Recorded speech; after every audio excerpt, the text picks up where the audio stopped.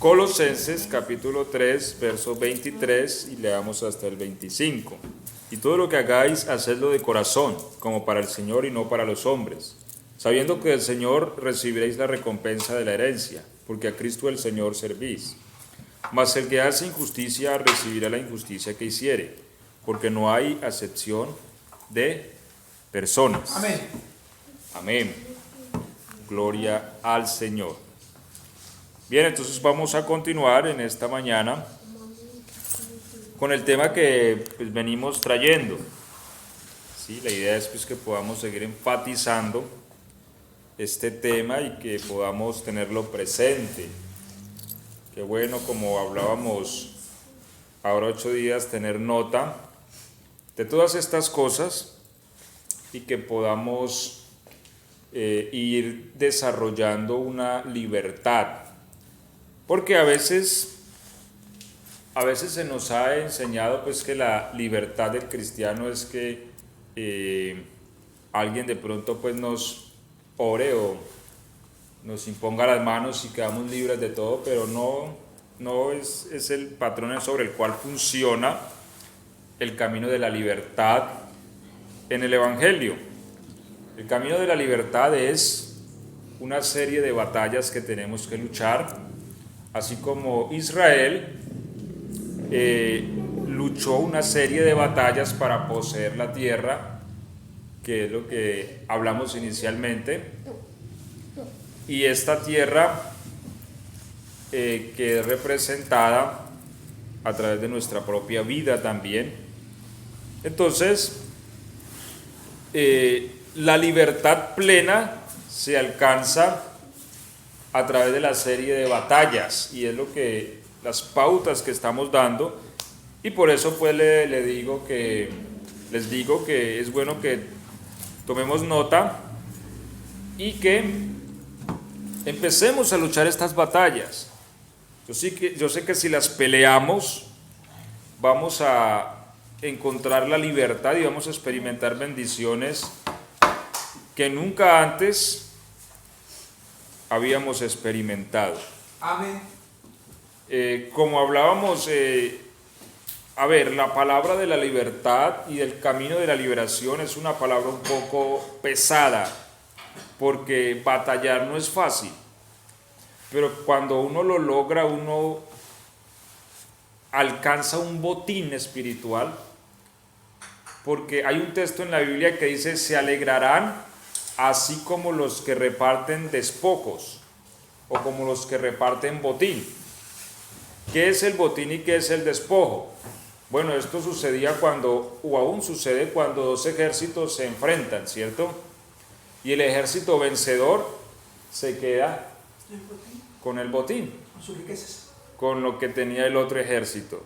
Y hay una alegría cuando se están repartiendo el botín. Bueno, pasa lo mismo en las batallas espirituales. Cuando uno vence, uno logra un botín. Entonces, aunque la palabra inicial puede ser un poco pesada, si uno decide batallar, uno entonces va a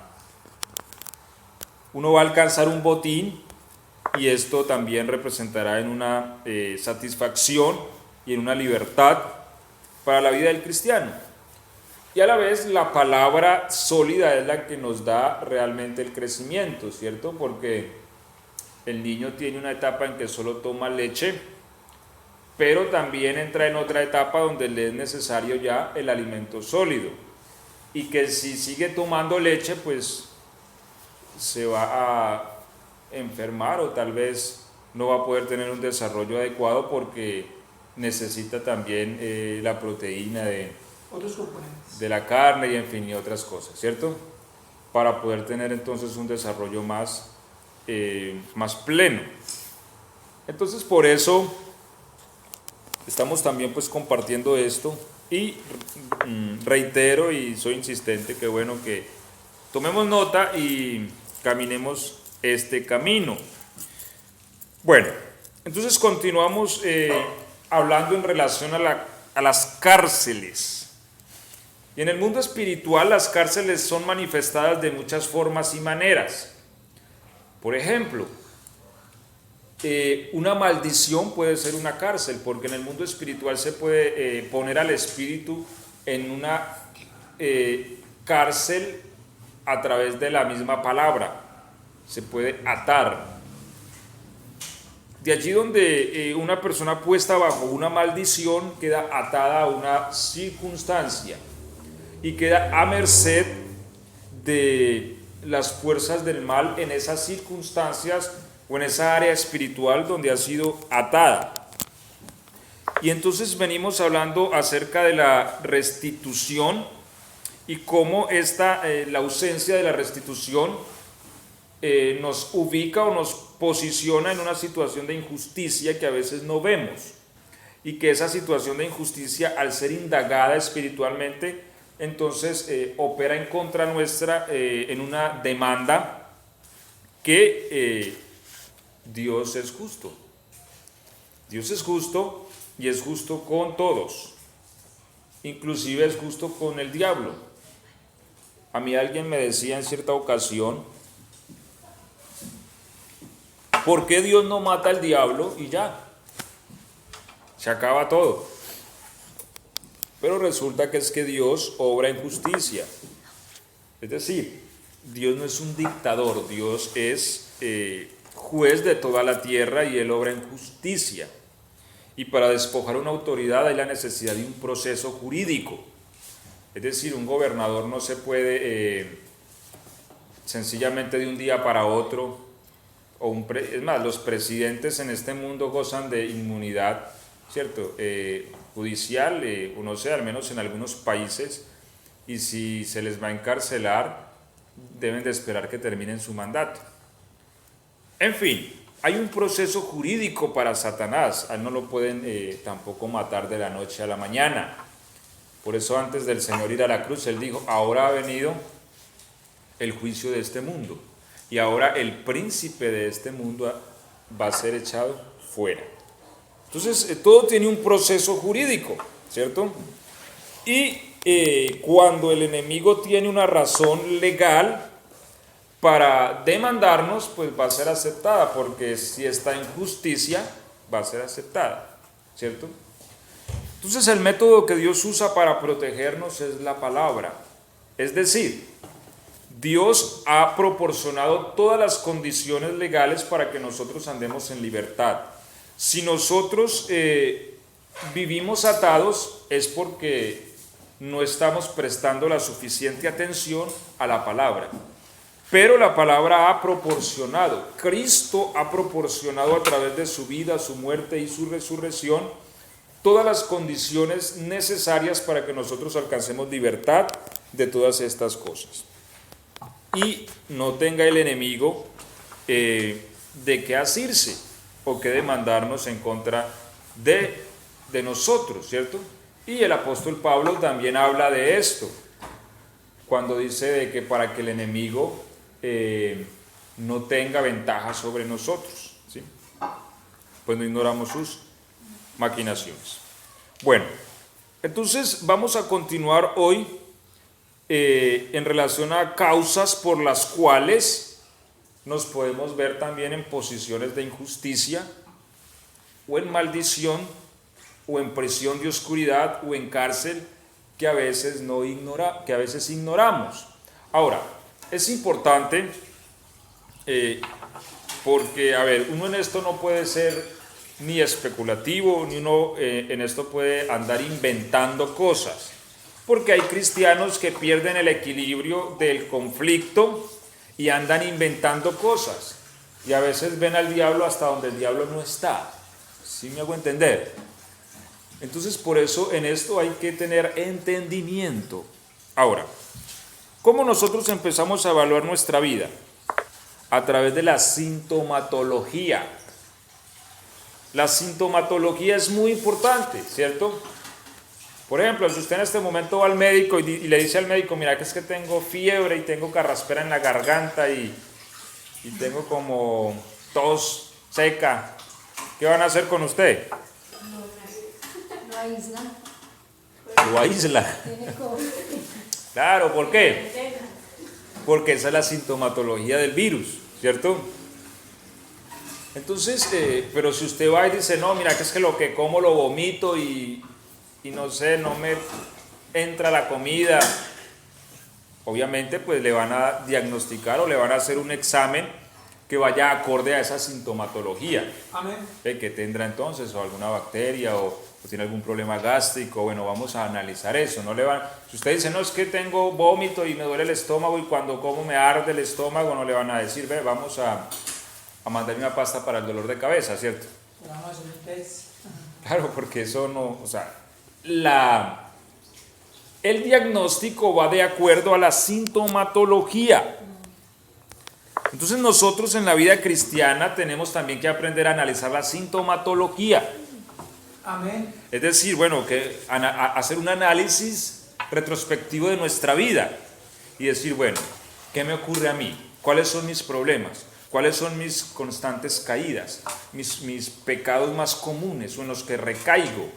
¿Cuáles son mis situaciones económicas? Siempre he vivido en esta misma situación, siempre he vivido atado a esto, o aquello, o a lo otro. Y cuando analizamos el cuadro de estas cosas, entonces vamos descubriendo la sintomatología y entonces ahí sí podemos encontrar razones.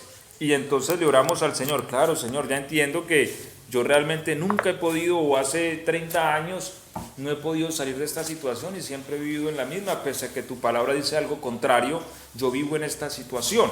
Pues cuando descubro la sintomatología, entonces ya sé que hay un problema operante, ¿sí?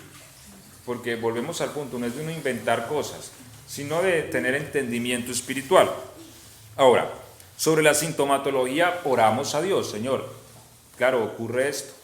¿Qué es, Señor? Muéstrame, enséñame. Y ya Dios nos irá orientando y nos confirmará que hay un causante, hay una prisión, hay una maldición, hay una operación de las tinieblas en esa parte de mi ser. Porque en algunas partes experimentamos libertad, pero en otras experimentamos tinieblas, ¿sí? Y es allí donde necesitamos también liberarnos. Entonces, primera medida, siempre analizar la sintomatología, ¿cierto? Amén. No, que es que a mí los espíritus me atacan en las noches y cada noche, bueno, eso es una sintomatología de algo, ¿cierto? O es que yo que hago negocio que me roban. Eso es una sintomatología de algo. Eso no es lo que dice la Biblia para nosotros, ¿cierto? No, es que yo salgo de una enfermedad y caigo en otra. Eso es una sintomatología de algo. Estamos hablando en términos espirituales. Eso no es lo que la palabra dice. Está bien, seguramente nos enfermaremos alguna ocasión en la vida y bueno, en fin, o tendremos que batallar con enfermedades, seguro. Pero hay gente que es así. Se alivia de una y cae en otra, ¿cierto? Amén. Y va de la vida de enfermedad tras enfermedad. Bueno, hay una sintomatología, hay que analizar sus causas espirituales, ¿cierto? O es que en la familia todos mueren jóvenes, hay una sintomatología de algo. O es que en mi familia todas son estériles, hay una sintomatología. O es que en mi familia todos mueren de cáncer, hay una sintomatología. Y son cosas en las que uno tiene que entonces entrar a desarrollar entendimiento espiritual y a decir, Señor, revélame realmente qué está ocurriendo en mi vida, en mi situación y a qué estoy atado. Y para entonces empezar el camino de la libertad. Entonces, bueno, vamos a avanzar. Razones por las cuales entonces también nos podemos ver involucrados en prisiones. Ahí va. Cuando recibimos de Dios para otros. Vamos a explicar esto y bueno, creo que lo habíamos tocado superfluamente en alguna ocasión, pero vamos a enfatizarlo un poco más. A ver, nosotros en muchas ocasiones somos canales de Dios para otro. Es decir, a veces una persona tiene una necesidad, pero Dios siempre va a usar canales, ¿cierto? O sea, muy pocas veces va a haber una respuesta directa de Dios, como por ejemplo, no, que apareció Dios y te dio, ¿cierto? Eso ha sido muy poco manifestado en la Biblia, como el maná, que del cielo cayó el pan y la gente recogía y comía. Sí, es un dar directo de Dios, es una experiencia que es muy escasa, aunque es muy gloriosa, es muy escasa. Normalmente Dios siempre usa canales, personas, inclusive animales, como el cuervo que le llevaba carne a Elías, Amén. ¿cierto? Y por eso dice la palabra, el Señor está contigo entre los que te ayudan, ¿sí? Así que a veces uno le está pidiendo algo al Señor y llega un hermano con eso. O a veces uno le está pidiendo algo al Señor y el vecino llegó y apareció con lo que le estaba pidiendo a Dios, ¿cierto? O a veces uno sencillamente expresa un deseo, es que bueno comerme un pescadito. Y a veces el Señor le manda a uno el pescadito, ¿cierto? Amén. Un ejemplo. Amén. Porque Dios usa canales. Entonces, una de las razones es cuando uno se queda con lo que Dios le da para llevárselo a otro. Yo les compartí, creo, en cierta ocasión el testimonio de un hermano. Él decía que él se encontró X cantidad de dinero. Pero hay algo muy especial, porque él compartía que él no necesitaba realmente ese dinero en ese momento. Es decir, él estaba bien, él tenía lo que necesitaba en su casa. Él no lo necesitaba. Obviamente a uno nunca le cae mal un dinero de más, ¿cierto? Pero él dice, no lo necesitaba, igual me lo encontré. Pero lo curioso es que cuenta él que ese mismo día lo llamó un hermano y le dijo, hermano, usted tiene tanta cantidad de dinero que me preste, es que tengo una necesidad bien grande, hermano, y pues pensé pues, que usted me podría ayudar. Lo que él decía es que coincidencialmente la cantidad de dinero que el hermano necesitaba era la que él se había encontrado. Pero él decía que él entendió que ese dinero que él se encontró no era para él, que Dios lo había puesto en sus manos para que se lo pasara al hermano que lo necesitaba, ¿cierto? Él fue el canal. Él fue el canal, ¿sí? Entonces, si él se hubiese apropiado de eso, entonces hubiera perdido confianza delante de Dios para enviarle algo en una ocasión próxima a otra persona y hubiera caído en una injusticia porque se hubiera atesorado algo que no era para él. Vamos a tomar algunos textos. Segunda de Corintios 8, 14 al 15. Vamos a leerlo, por favor.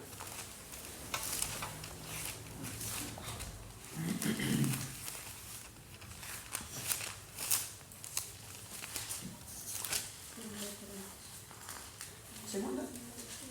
Sí, segunda de Corintios 8, 14, 15. 14 al 15. Vamos a leer desde el 13, 14 y 15. ¿Cómo dice?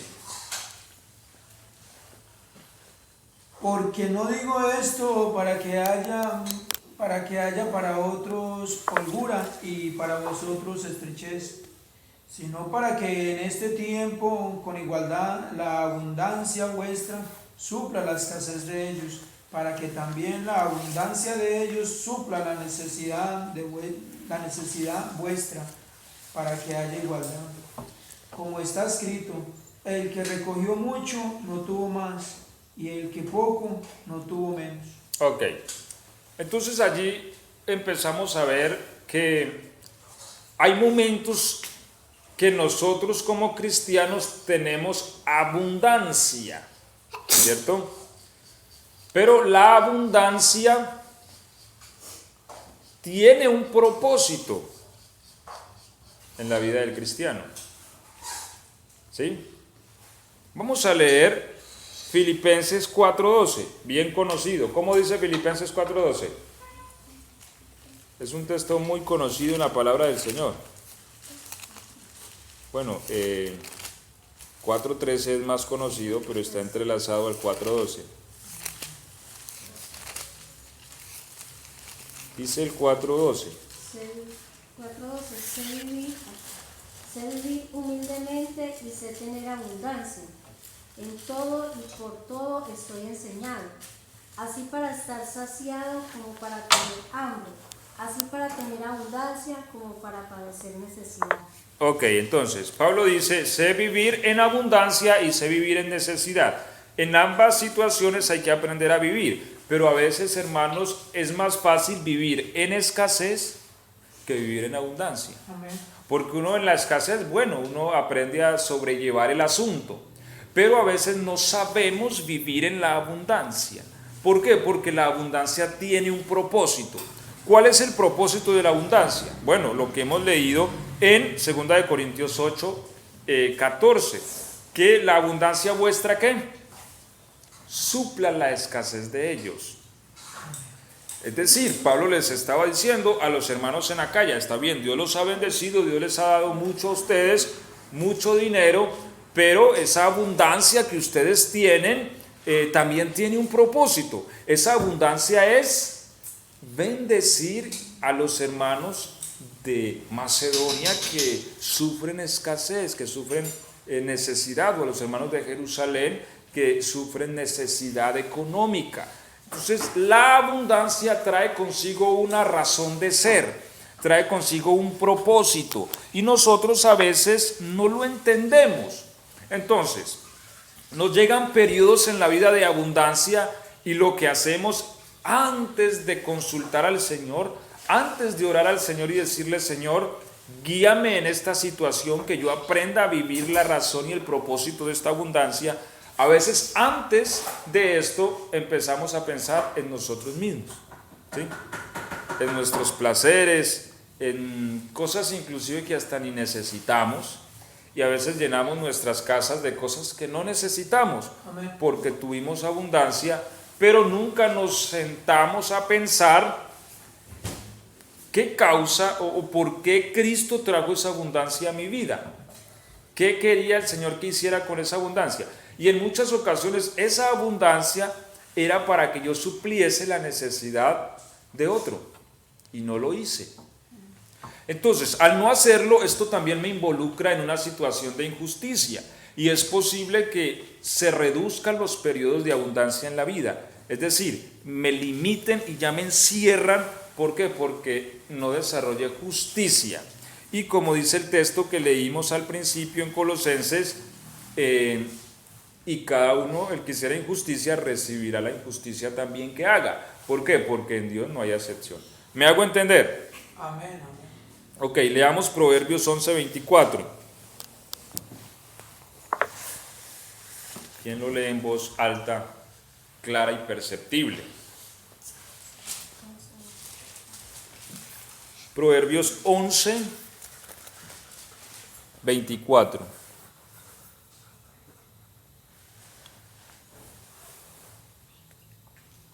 Hay quien da libremente y sus riquezas aumentan. Hay quien ahorra más de lo razonable y se empobrece. Ok. Amén. Entonces miremos este texto. Volvamos a leer más fuerte todavía, por favor. Hay quien da libremente y sus riquezas aumentan. Hay quien ahorra más de lo razonable y se empobrece. Ok. Es la paradoja de la vida, ¿sí? Entonces, ¿qué ocurre? La prosperidad trae un propósito, y el propósito no es retenerla desmedidamente, ¿sí? Sino entender. Ahora, el ahorrar es un principio también bíblico, sin embargo no se puede perder el equilibrio, por eso el texto ahí dice, hay quien ahorra desmedidamente. Entonces, la prosperidad, entendamos algo que debe ser clave en la vida del cristiano. Quien prospera en nuestra vida es Dios. Amén. Nosotros no prosperamos porque trabajamos, no, porque yo conozco gente que trabaja día y noche y no es próspera, ¿sí? Mientras que hay gente que trabaja menos y es más próspera. Andrés, ¿le puedo leer esa misma parte de mi... Sí, claro. Proverbios 11:24 en Reina Valera. Hay quienes se reparten y les es añadido más, y hay quienes retienen más de lo que es justo, pero vienen a pobreza. reparten. Allí es ahorran, ¿cierto? Ahora. Y aquí hay quienes retienen. ¿Sí? Retener. ¿Por qué? A ver, porque es que cuando viene la bendición de Dios y Dios prospera, entonces volvemos al punto. Nosotros tenemos que entender. Es que ese es uno de los principales problemas entre Dios y su pueblo. ¿Cuál? Que nosotros como pueblo en muchas ocasiones no entendemos lo que Dios quiere hacer. ¿Sí? Entonces, al no entender la razón de la prosperidad, retenemos. Pero la prosperidad, según el principio que nos enseña el apóstol, tiene entre sus funciones suplir la escasez de otro. Por eso dice, hay quienes reparten y les es añadido. ¿Sí ves? Pero cuando se retienen, entran a pobreza o vienen a ruina. Y ahí estamos hablando también de prisiones. Claro, volvemos a aclarar el asunto. Una prisión espiritual es un espacio donde se reduce y el cristiano no puede avanzar ni salir de esa situación. Entonces, podemos inclusive vernos involucrados en situaciones económicas donde no se avanza porque en alguna ocasión en el pasado retuvimos más de lo que era justo y eso también se representa como una injusticia. Por eso dice, se retiene más de lo que es justo. Está el texto ahí, ¿cierto? Quienes retienen más de lo que es justo. Entonces ahí se entra en injusticia. Y al entrar en injusticia siempre habrá demanda y cuando hay demanda siempre hay prisión. ¿Me hago entender? ¿Sí? Ok. Vamos entonces a continuar también con otro punto acá. Importante en relación... y pienso que esto es un punto que nos traspasa de alguna manera a todos, a unos más que a otros, pero que también es importante que meditemos y que analicemos. Vuelvo y reitero, qué bueno que tomemos nota, ¿cierto? Porque, a ver, la abundancia no solamente se mide en que yo me gane millones, ¿no? A veces uno se gana cierta cantidad de dinero normalmente, pero le entró un poquito de más. En todo eso uno tiene que aprender a ejercitarse, porque el que es fiel en lo poco, entonces lo pondrán en lo mucho. Amén. Y hombre, tengo un poco de más y orar al Señor, ¿cierto? Orar al Señor y decir, Señor, guíame y enséñame siempre qué quieres que yo haga con lo que tengo. Y entonces esa justicia se tornará en bendición. Siguiente punto entonces a tocar es nuestra relación con los padres. Efesios 6:2. Honra a tu padre y a tu madre, que es el primer mandamiento con promesa, para que seáis felices y tengáis larga vida sobre la tierra. Ok. Entonces aquí hay algo que se llama aprender por espejo, ¿cierto? ¿Cómo dice en la Reina Valera el texto? Honra a tu padre y a tu madre, que es el primer mandamiento con promesa, para que te vaya bien y seas de larga vida sobre la tierra. Para que te vaya bien. Entonces, aprender por espejo, ¿qué es? Que si dice para que te vaya bien, entonces quiere decir que si no los honra, ¿qué? Me va a ir mal. Te va a ir mal, ¿cierto? Ese es el espejo del asunto. Es decir, una situación contraria que se perpetúa también en el tiempo puede ser causante de una deshonra a los padres, ¿sí? Porque el texto entonces nos da a entender que la carencia de la honra a los padres va entonces a desembocar en que nos vaya mal. Y aquí aclaro algo importante. A ver, estamos hablando de temas de reino, es una palabra de madurez, porque inclusive, esto es un principio de reino que afecta a gente hasta que no es salva. Porque como les decía anoche, o sea, no estamos hablando de la salvación. La salvación es un asunto que es mediante la fe en la muerte de nuestro Señor, y es un regalo divino. Pero uno inclusive se puede encontrar gente que le va bien en la vida, súper bien, y no es salva. Y uno dice, ¿pero por qué le va tan bien? Y uno a veces se va a escarbar y a mirar la situación, y es que es una persona que siempre honró a sus padres, ¿cierto? Siempre ha estado pendiente, siempre ha estado allí. Y esto es un principio de reino y lo afecta también a él, aunque él no haya venido a la gracia. Porque los principios de reino nos afectan en esta vida. Y en la iglesia tienen dos afectaciones, uno en esta vida y ante el tribunal de nuestro Señor Jesucristo también para poseer el reino. Entonces, pero un cristiano siendo salvo y habiendo sido inclusive librado de la condenación, si no se ejercita en la honra a sus padres, pues le va a ir mal, porque igual, como dice Colosenses, si el que hizo en injusticia, recibirá la injusticia que hizo. ¿Por qué? Porque para Dios no hay acepción. ¿Me hago entender? Amén. Entonces es un principio de reino, y cuando hablamos de principios de reino estamos hablando de mandamientos, estamos hablando de ordenanzas, porque a veces decimos que en el Nuevo Testamento no hay ley, ¿cierto? Que es lo que hemos venido aclarando, y no se trata de que no haya ley. Es más, ¿qué dice el texto? ¿Qué es el primer qué? Mandamiento. Entonces, mire, el apóstol está citando un mandamiento de la ley, ¿cierto? Está citando el apóstol, está diciendo honra a tu padre y a tu madre, que es el primer mandamiento.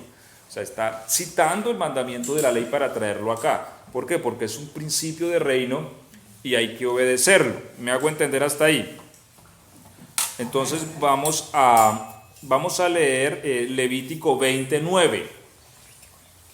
Por favor, y alguien más me puede buscar Marcos 7, el versículo 10. Levítico 29 y Marcos 7, 10. ¿Cómo dice Levítico?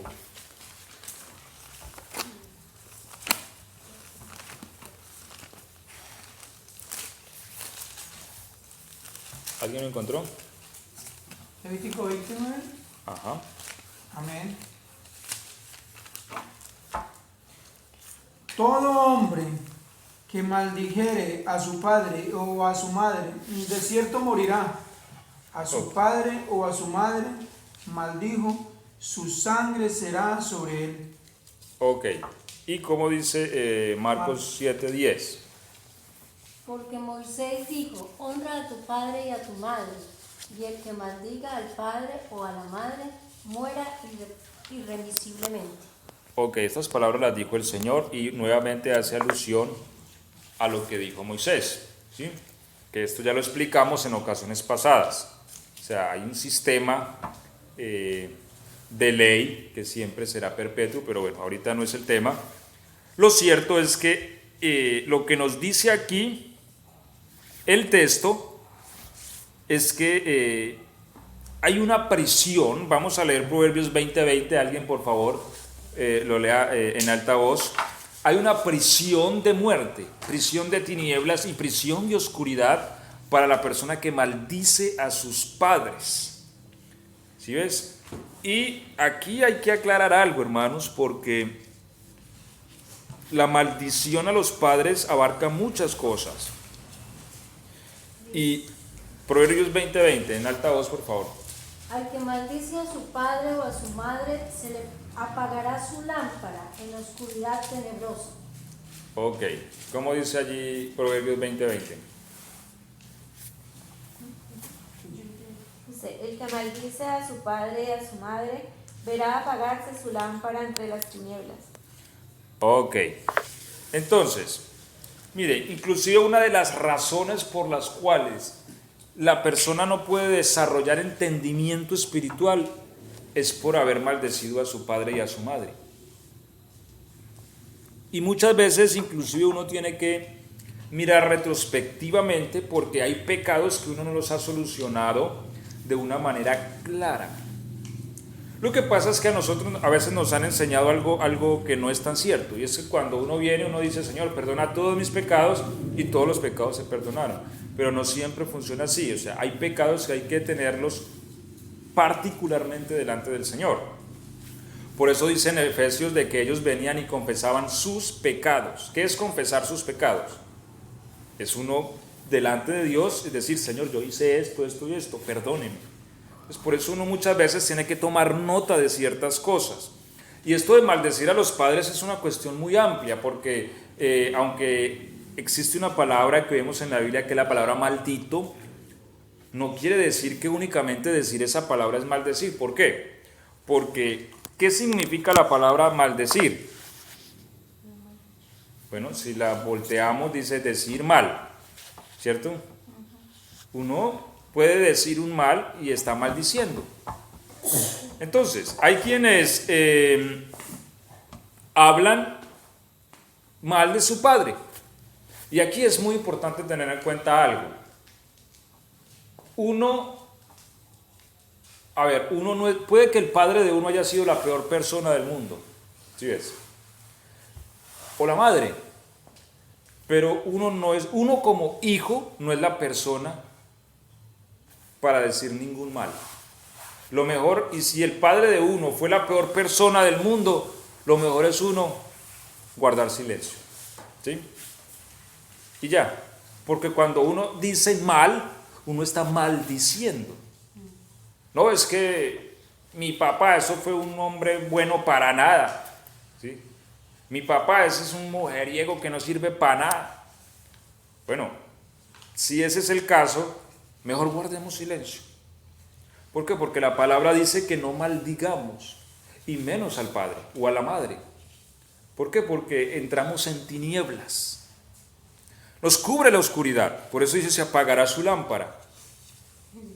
Y esa lámpara es la luz. Lámpara es a mis pies tu palabra. Hay gente que uno le predica la palabra y le predica y le predica y le predica y no entienden. No son alumbrados. ¿Por qué? Porque están en unas tinieblas densas. No pueden entender la palabra de Dios. Y eso puede ser causa de que son maldicientes de sus padres. Ok, hay otra versión que dice si insultas a tu padre o a tu madre. Ok, más claro todavía, imagínense, si insultas a tu padre. Entonces uno inclusive puede hablar, a veces hasta en juego o en recocha o en broma. No, debemos de procurar corregirnos en eso, ¿cierto? Entonces, si hay algo malo en ellos, que seguramente lo habrá porque todos somos humanos, nosotros no somos las personas para emitir esos juicios, ¿cierto? Que lo hagan otras personas, pero nosotros como hijos de ellos siempre le debemos una honra por ser nuestros padres. Esto es importante tenerlo en claro. Leímos Marcos 7:10, ¿cierto? Sí.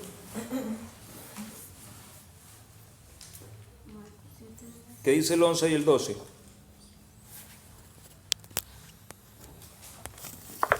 11 y 12. Pero vosotros decís, basta que diga un hombre al padre o a la madre, es corbán, que quiere decir mi ofrenda a Dios, todo aquello con que pudiere ayudarte, y no le dejáis hacer más por su padre o por su madre, invalidando la palabra de Dios con vuestra tradición que habéis transmitido, y muchas cosas hacéis semejantes a estas. Ok, aquí tiene entonces el Señor un debate con los sacerdotes también, ¿cierto? ¿Por qué? Porque ellos enseñaban algo y era que si una persona tenía cierto dinero, pues basta con que dijera es corbán. ¿Qué era corbán? Que es mi ofrenda al Señor, y eso con que usted podría ayudar a su papá o a su mamá. ¿Cuál es el problema que el Señor les pone aquí? Es que, a ver, no es que no hay que ofrendar o que no. El problema es que como la ofrenda iba al arca y los que tomaban ese dinero eran ellos, ¿cierto? Para sus provisiones y sus cosas, entonces ellos inclusive enseñaban a deshonrar a los padres diciendo, no, es que yo tengo una platica para ayudar a los padres. No, diga que es ofrenda para el Señor y ya no tiene que darle a los padres. Y el Señor eso se los reclama. ¿Por qué? Porque pues obviamente parte de honrar a los padres siempre será en sus necesidades proveer para ellos, ¿cierto? Y tener ahí entonces parte en esta labor. Por eso volvemos a Proverbios del que leíamos ahora. Hay quienes retienen más de lo que es justo y vienen a ruina. ¿sí? Porque tal vez en muchas ocasiones pudimos haberles ayudado con algo de dinero y no lo hicimos, y todo esto se transforma en una deuda para nosotros delante de la justicia que nos reclama. ¿Me hago entender? ¿Sí? Ok. Entonces continuamos. Deuteronomio 27, 16.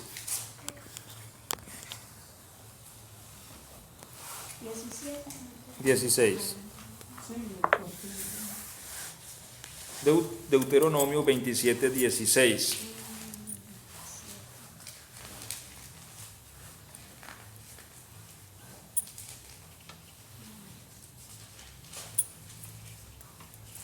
Maldito el que desprecia a su padre y a su madre, y todo el pueblo responderá amén. Ok, aquí hay una maldición, miren. Hay una maldición que, a ver, esta maldición sigue operante. Yo creo que yo voy a tener un tema más adelante donde enfaticemos bien este asunto, porque es necesario que este asunto lo podamos discernir claramente en las Escrituras, ¿sí?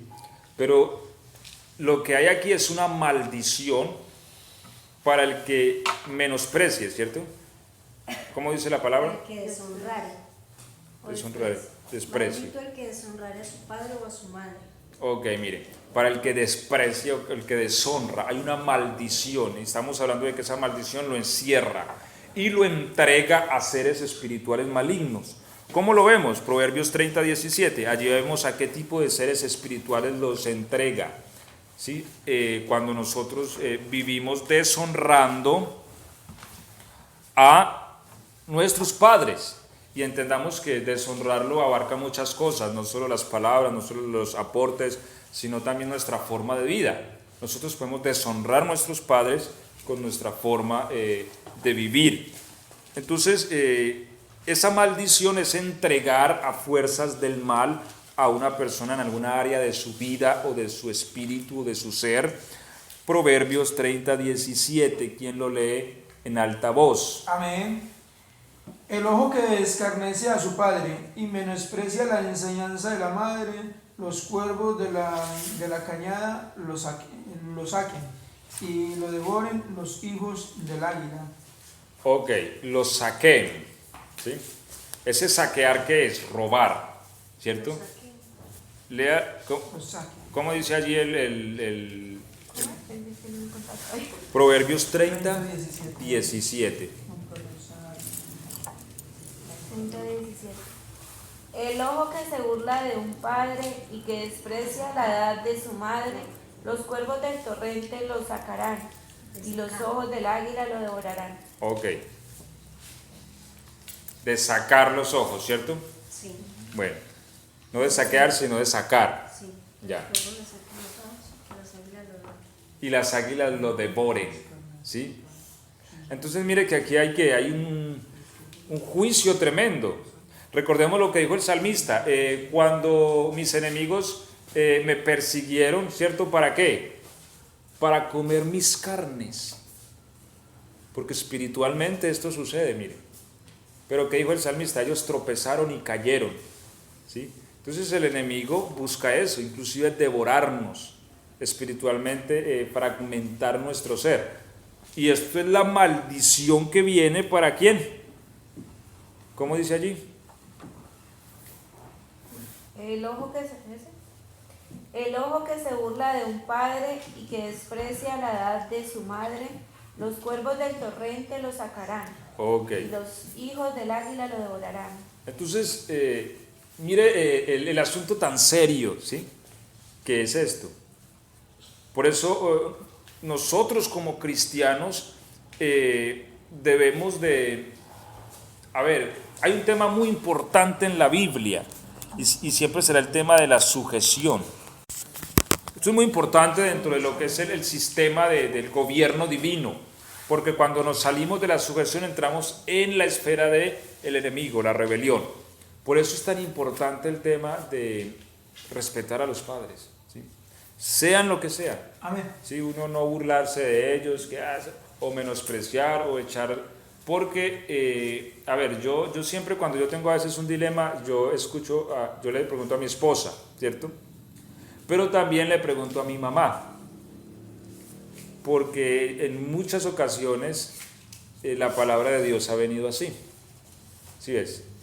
Es más, en muchas ocasiones cuando le pregunto a mi esposa y después le pregunto a mi mamá, aunque no le pregunte a ellas juntas, coincide con lo mismo y yo entiendo que Dios me está mostrando el camino. ¿Sí? Por eso también habla la Biblia de quien menosprecia el consejo de su madre. ¿Por qué? Porque muchas veces el consejo de Dios viene a través de la madre, y despreciar el consejo de la madre es despreciar a Dios mismo. ¿Sí? Obviamente habrán sus excepciones, ¿no? Donde a veces hay mujeres que se dejan usar del enemigo, pero la norma dentro de lo que es la vida cristiana es esta. Y de allí donde es serio el asunto con los padres. Vamos buscando por favor Proverbios 28-24, de que se puede experimentar una tortura espiritual porque sencillamente se despreció al padre, se despreció a la madre, o nos burlamos de la condición de nuestro padre o de nuestra madre. Lo que debemos hacer siempre delante del Señor es rogar misericordia por ellos, pero vuelvo y digo, no somos nosotros llamados a emitir maldición o juicio en contra de ellos. Proverbios 30-17. Perdón, 28-24. El que roba a su padre o a su madre diciendo no es pecado, ese es compañero de bandidos. Ok. Miren esto tan tremendo. El que roba a su padre o a su madre, ¿cierto? 19-26. Proverbios.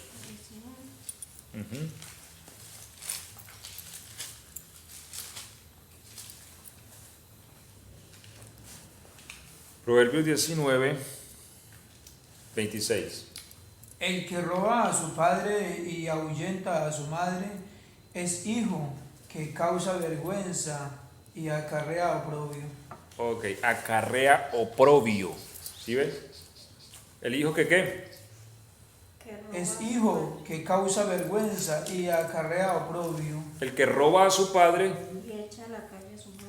¿sí? Y echa a la calle a su madre. ¿Sí? Oprobio, tortura. El que maltrata al padre y echa a la casa de la madre. Es un infame en general.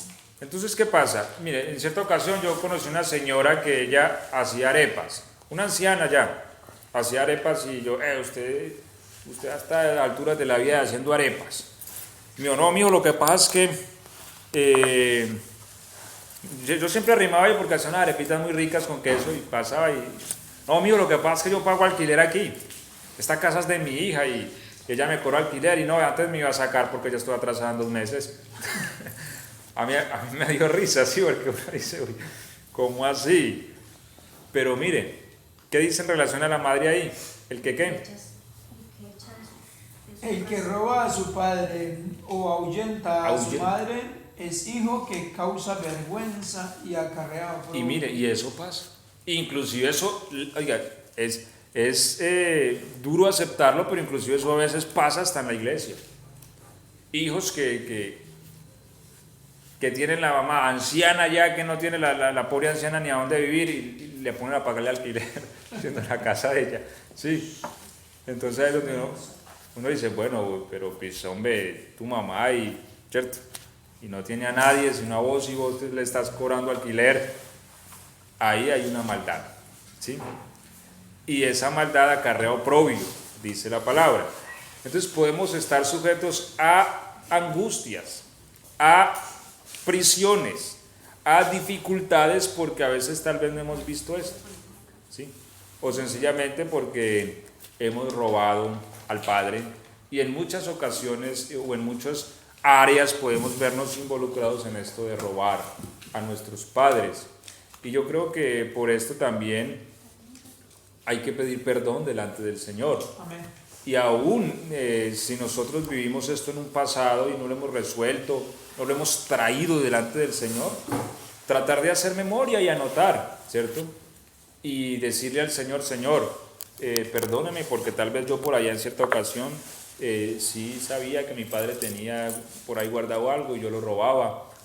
Te pido me perdones y siempre tratar de hacer restitución Oh, es que mi padre murió, bueno, voy a restituirle a mis hermanos, porque pues eso era de la familia, voy a restituirle a mi madre, voy a dar el dinero porque yo robé a mi padre y bueno, esas cosas hay que solucionarlas, uno a veces nunca las soluciona y eso queda ahí pendiente dentro de nuestra deuda espiritual y eso nos puede acarrear oprobios, ¿sí? de los inquisidores, del enemigo. Entonces el enemigo siempre va a buscar, y vuelvo y reitero, y como decíamos anoche, siempre va a tener un trabajo investigativo para dañarnos, ¿sí? Ok, vamos entonces vamos a terminar, que ya el tiempo también se nos ha ido, y vamos a tocar un último punto así rápidamente en relación a este tema de la restitución y de los asuntos que nos pueden demandar espiritualmente. Claro, con lo de los padres, ¿cierto? Amén, amén. Y bueno, Dios seguramente nos va a ayudar también en todo esto. Es en relación a lo prestado, ¿sí? Otro punto que es importante, y la Biblia también habla de esto, bueno, sobre el que prestare un animal y muriere, hay que pagarlo. Y bueno, yo pienso que en esto no hay que hacer mucho énfasis porque también es sentido común y tener en cuenta que si nosotros se nos prestan cosas hay que devolverlas, ¿cierto? Y que si se nos dañan hay que pagarlas. Pero voy a leer un texto que está en 2 de Reyes 6:5, o si alguien me encuentra, por favor, pueda leerlo en voz fuerte, clara y perceptible. 2 de Reyes 6:5. Porque es que yo no sé, pero la vida tiene algo curioso. Yo no sé si es a mí el único que me pasa en muchas ocasiones. Pero bueno, ¿quién lo lee, por favor, en alta voz? Y aconteció que mientras uno derribaba un árbol, se le cayó el hacha en el agua y gritó diciendo: ¡Ah, Señor mío, era prestada! Ok, aquí tenemos entonces la historia de Eliseo, donde se van a cortar leña para ensanchar el territorio y a uno como que se le desencabó el hacha, o yo no sé qué pasó, pero el hacha se le fue al río, ¿cierto? Amén. Y lo primero que este hombre se acordó es que el hacha era prestada. Amén. Ahora, porque era una persona responsable, ¿cierto? Pero a veces ocurre que cuando a uno le prestan las cosas, se dañan en manos de uno, ¿cierto? Suele pasar, a mí me ha pasado en muchas ocasiones y bueno, a veces por eso uno se abstiene un poco. Pero a ver, lo cierto es que cuando uno presta o cuando a uno le prestan, le facilitan ciertas cosas, pues siempre es importante tener en cuenta devolverlas en el estado en que se las prestaron, ¿cierto? Y bueno, y en el caso más extremo es importante devolverlas, porque a veces no se devuelven. Les contaba la historia en cierta ocasión que un maestro le dijo a su discípulo, después que lo llevó a su biblioteca y le mostró que estaba llena de libros, le dijo: hijo, nunca presté un libro. Y el discípulo le dijo: ¿por qué? Porque todos estos libros que ustedes son prestados. Y esas son cositas en las que a veces uno no le presta atención. Sí, me prestaron un libro, pero nunca lo devolví. Y uno no le presta atención porque son cosas pequeñas, pero ahí también hay un robo, ¿sí? Porque el libro no era mío y yo debí devolverlo. Y a veces a uno se le olvida devolverlo y al dueño se le olvida reclamarlo. Y uno se quedó con él. O eso a veces suele pasar con la música, que me prestó el CD, pues tampoco lo devolvió, ¿cierto? Y cosas así, lapiceros, la cleptomanía, que me lo llevé y después se me olvidó devolverlo. Uno a veces toma las cosas muy livianamente, ¿sí? Muy someramente y dice: no, pues es un lapicero. Pero aún en esas cosas, el enemigo trabaja. ¿Sí ves? Mire, yo escuchaba en estos días a una persona que decía que empezó quería ponerle fin a todo su pasado, pero que el Señor le trajo a mente algo, que cuando él era muchacho, el vecino guardaba el carrito de dulces en su casa y él le sacaba bananas, y le robaba las bananitas al viejo, y el Señor le puso eso en el corazón. Imagínate, y uno puede decir bananas, y el Señor le puso, y él dice que le tocó viajar hasta otra ciudad para buscar a la persona, ¿sí? Y cuando llegó había muerto, y buscó al hijo de él y le dijo: mira, te voy a dar este dinero en restitución, porque cuando yo era muchacho yo robaba a tu papá, te sacaba bananas. Y dice que el muchacho le dio risa, ya bobadas, esas son cosas, y él serio dijo: no, así fuese una sola banana, es robo. y el Señor me dijo que debía restituir. Y le dio, y ese muchacho se puso serio, un testimonio tremendo. Testimonio. Sí. Entonces, es eso, o sea, hay cosas que uno a veces las toma livianamente, pero tienen espiritualmente un valor. Y uno dice, hombre, pues sí, a mí me prestaron eso, pues yo a la final nunca me lo reclamaron y pues ya me quedé con eso. Y a veces no se lo reclaman a uno por decencia, por, Sí, sí. por pena, pero así no lo reclaman, no sirve a esto. Entonces, bueno, esto es importante que lo tengamos siempre en cuenta y bueno, también el día que lo devolvamos, pues sopesar en qué condiciones nos lo prestaron, ¿cierto? Amén. Porque bueno, nos prestan las cosas, pero pues a veces las devolvemos hechas un desastre o vueltas trizas, y esto opera en todo, en todo. A veces en todo, sea en objetos o sea en propiedades, en todo. Digamos, alguien nos dijo, ve, cuídame esta finca unos 3 meses o 4 meses, y nos la dejan hasta bien bonita, pero cuando viene el dueño, esa finca está vuelta a rastrojo. O cosas así, ¿sí? Para poner ejemplos, ¿no? En todo lo que nos facilitan y nos prestan, que en algún momento pues tendremos que devolverlo, tener en cuenta que hay que desarrollar justicia, ¿cierto? Porque, a ver, por ejemplo, si alguien me dice, ve, te presto esta motico para que andes en ella, y yo la devuelvo en 6 meses, en un año, hecha un desastre, ¿sí? Destartalada, como dicen por ahí, que le suena hasta la pintura, cuando a mí me la prestaron en buen estado, pues ¿qué es esto? Esto es injusticia. Y así a mí no me digan nada, eso me reclama a mí delante de Dios, y eso lo usan las fuerzas del mal para demandarme. Y así él diga, no, tranquilo hermano, pues, pero ¿qué pasa? Después me empieza a mí a pasar lo mismo, presto cosas y me las devuelven dañadas, y entonces me quedo, y vea, pero sí, yo no puedo prestar nada, y es que me han demandado y me están pagando con la misma moneda que yo pagué. ¿Sí me hago entender? Amén. Porque estoy en esa esfera de prisión.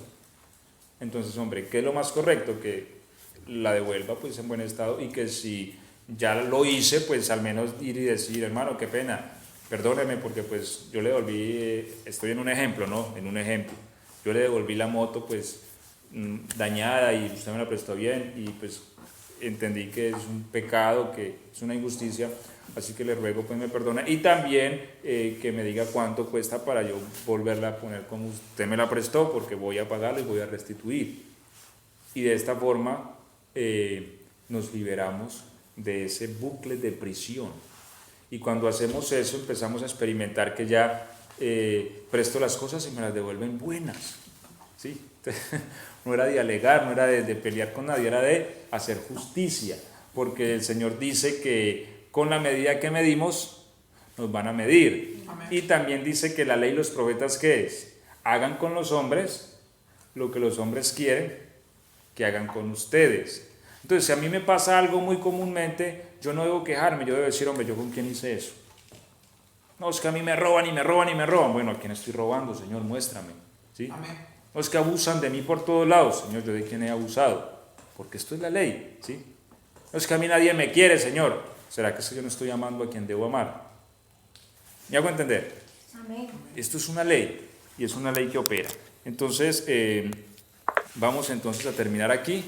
Y bueno, espero hayamos sido claros Amén. con todo Amén. esto. Gloria a Dios. Dios nos ayude a todos a poder crecer y mejorar en todos estos aspectos que nos es bastante necesario, ¿no?